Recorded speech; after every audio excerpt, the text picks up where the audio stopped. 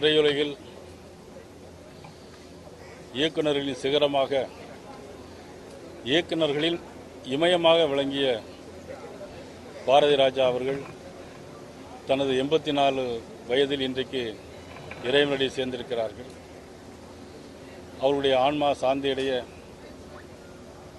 நாங்கள் இறைவனை வேண்டுவதோடு அவரை பிரிந்து வாடும் அவரது குடும்பத்தார் அனைவருக்கும் எங்களது பாரதிய ஜனதா கட்சியினுடைய சார்பாகவும் பாரத பிரதமர் நரேந்திர மோடி அவருடைய சார்பாகவும் ஆழ்ந்த இரங்கலை நாங்கள் தெரிவித்துக் கொள்கிறோம்.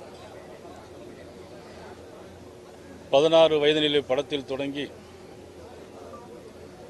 மிகப்பெரிய நடிகர்களாக இருக்கின்ற ரஜினிகாந்த், திரு கமலஹாசனை எல்லாம் வைத்து கிராமத்திலிருந்தே படங்கள் எடுத்து ஒரு காலத்தில் ஸ்டுடியோக்குள்ளேயே நகரங்கள் கிராமங்களை உருவாக்கிய காலத்தில் கிராமங்களுக்கு வந்து எளிய முறையில் நடிகர்களை அறிமுகப்படுத்தி மிக சிறந்த நடிகர்களாக உருவாக்கியவர்கள் மதிப்புக்குரிய பாரதி ராஜா அவர்கள்.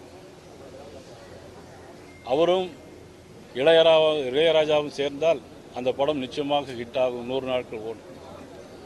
அதில் தனக்கென ஒரு முத்திரையை பதித்தவர். படங்களிலே பேசும்போது கூட அவருடைய பின்னணி குரலும் சில படங்களில் நாம் காணலாம்.